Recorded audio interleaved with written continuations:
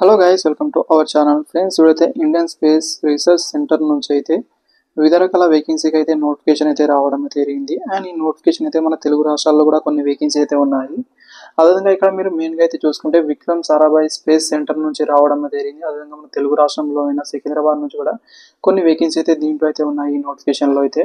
And వివిధ రకాల vacancy అయితే ఉన్నాయి. ఇలాంటి ఎక్స్పీరియన్స్ లేకుండా మీరు అప్లై అయితే చేసుకోవచ్చు. అప్లై అయితే ఆన్లైన్ ద్వారా అయితే ఉంటుంది. ఇలాంటి ఆఫ్లైన్ ద్వారా మీకు పంపించాల్సిన అవసరం అయితే లేదు. ఒకవేళ మీకు అప్లై ప్రాసెస్ కావాలంటే కామెంట్ అనేది చేయండి. నేను సపరేట్గా వీడియో చేసి అయితే పెడతాను. మీకు అయితే యూస్ఫుల్ అయితే అవుతుంది అనుకుంటున్నాను. ఇలాంటి మరిన్ని వీడియోస్ కోసం అయితే ఛానల్ని సబ్స్క్రైబ్ అయితే చేసుకోండి. అండ్ మరిన్ని వీడియోస్ అయితే మీకు కావాలంటే మన ఛానల్లో అయితే ఉంటాయి. అవన్నీ అయితే మీరు చూసే జాబ్ రిలేటివ్స్ కావచ్చు, అప్లై వీడియోస్ అనేది. అండ్ ఈ వీడియోలో అయితే మనము మిగతా ప్రాసెస్ అనేది తెలుసుకుందాం. ఏ పోస్ట్లో కానీ నోటిఫికేషన్ అయితే రావడం అయితే మిగతా అనేది తెలుస్తుంది. పూర్తి అయితే చూసేయండి. అప్లికేషన్ అయితే ఆల్రెడీ స్టార్ట్ అని అవ్వడం అయితే జరిగింది. June 4 నుంచి స్టార్ట్ అని అవ్వడం అయితే జరిగింది. June 18 వరకు అయితే మీరు అప్లై అయితే చేయాలి. అండ్ ఫస్ట్ వేకెన్సీ అనేది టెక్నికల్ అసిస్టెంట్ పోస్టులు అయితే ఉన్నాయి. పే లెవెల్ 7 కింద సాలరీ అయితే ఉంటుంది. బేసిక్ 44,900 అయితే ఉంటుంది. దీంతో పాటు అన్ని రకాల హామీస్ కలుపుకొని అయితే మీకు 78,000 వరకు అయితే సాలరీ అయితే వస్తుంది పర్ మంత్ అనేది.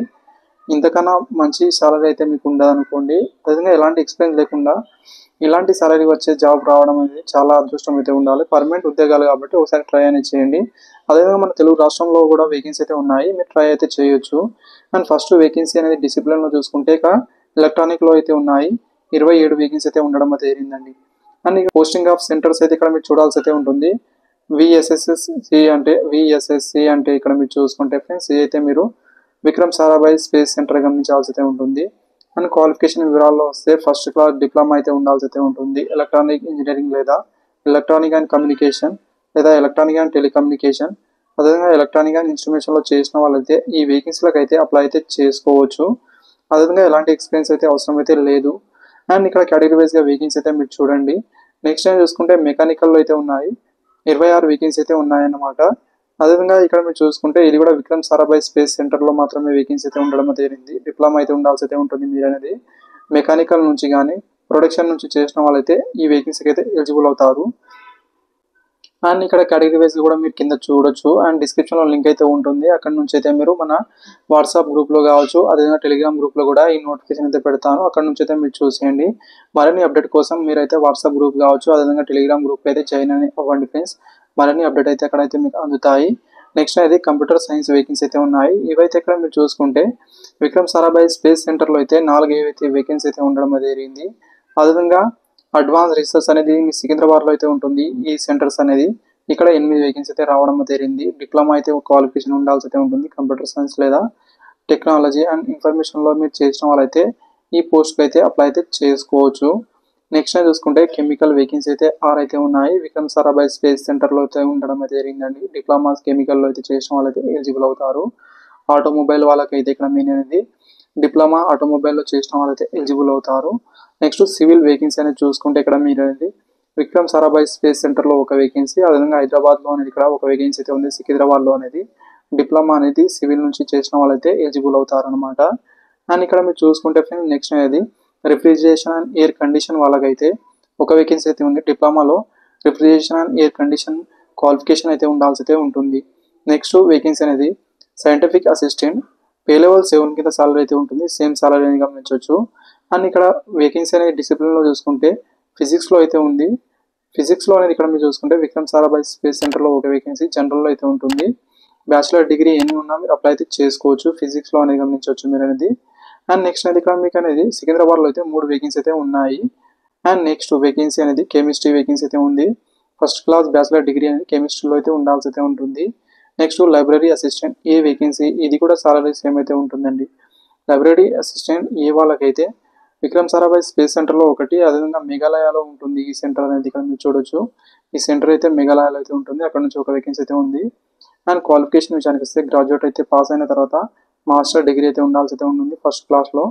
అండ్ ఇక్కడ మీరు చూసుకుంటే స్ట్రీమ్స్ అని చూసుకుంటే లైబ్రరీ సైన్స్ లేదా లైబ్రరీ ఇన్ఫర్మేషన్ సైన్స్లో చేసిన వాళ్ళైతే ఈ వేకెన్సీలకు అయితే చేసుకోవచ్చు.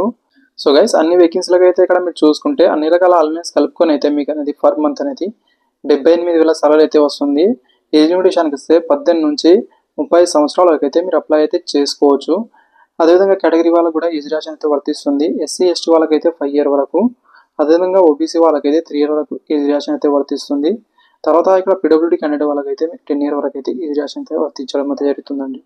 ఎలక్షన్ ప్రాసెస్ అయితే గమనించాల్సి అయితే ఉంటుంది. రైటింగ్ టెస్ట్ అదేవిధంగా స్కిల్ టెస్ట్ ద్వారా భర్తీ అయితే చేస్తారు. అండ్ ఇక్కడ మీకు రైటింగ్ టెస్ట్లో అనేది టోటల్ అయితే 80 మల్టిపుల్ చూస్ క్వశ్చన్స్ అయితే ఉంటాయి. సిలబస్ అనేది మీ డిసిప్లిన్కి సంబంధించిన సిలబస్ మాత్రమే ఉంటుందని చూపించారు. అండ్ డ్యూరేషన్ అయితే 90 మినిట్ టైం అయితే ఇస్తారు. అదేవిధంగా 1 మార్క్ అయితే క్యారీ అయితే చేస్తుంది అనమాట. అంటే 80 మార్క్స్ అనేది ఎగ్జామ్ అయితే ఉంటుంది. అదేవిధంగా నెగిటివ్ మార్కింగ్ కూడా ఉంటుంది.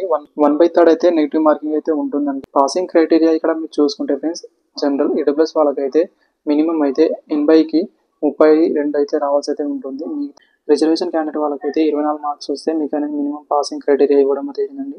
కాకపోతే 10th ఇక్కడ మీరు మినిమం రిజర్వేషన్ క్యాండిడేట్ వాళ్ళకు మినిమం 24 మార్క్స్ అయితే మీకు అనేది పాసింగ్ క్రైటీరియా ఇవ్వడం జరిగింది. బట్ ఒకటైతే మీరు గమనించాల్సి అయితే ఉంటుంది, ఎంత ఎక్కువ మార్క్స్ తెచ్చుకుంటే అంతా మీకైతే మంచి పొజిషన్లో అయితే ఉంటారు. అండ్ స్కిల్ టెస్ట్కి అయితే ఒక పోస్టుకు 5 మెంబర్ చొప్పున మీకు తెలిసి అయితే స్కిల్ టెస్ట్ అయితే కండక్ట్ అయితే చేస్తారనమాట. స్కిల్ టెస్ట్ అనేది ఓన్లీ క్వాలిఫై నేచర్లో మాత్రమే ఉంటుంది. క్వాలిఫై మార్క్స్ అయితే ఇక్కడ కూడా ఉంటుంది. 100కి అనేది జనరల్ వాళ్ళకైతే 50 మార్క్స్, అదేవిధంగా మిగతా రిజర్వేషన్ క్యాండిడేట్ వాళ్ళకైతే 40 మార్క్స్ అయితే రావాల్సి అయితే ఉంటుంది. ఓన్లీ ఆల్ ఇండియా నేషన్ వాళ్ళైతే ఇక్కడ అప్లై అయితే చేసుకోవచ్చు అని క్లారిటీ అయితే మెన్షన్ అయితే చేశారు.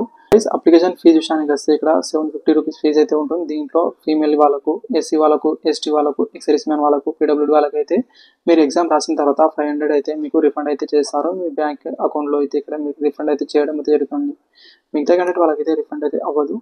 అదేవిధంగా ఇక్కడ మీకు అప్లై చేసేటప్పుడు అయితే ఎస్సీ ఎస్టీ క్యాండిడేట్ వాళ్ళకైతే మీ క్యాస్ట్ సర్టిఫికేట్ కావచ్చు, ఎక్సైజ్ మ్యాన్ వాళ్ళకు కూడా మీ డిశ్చార్జ్ సర్టిఫికేట్, పీడబ్ల్యూడీ వాళ్ళకు కూడా మీ పీడబ్ల్యూడీ సర్టిఫికేట్ అయితే ఉండాల్సి అయితే ఉంటుంది.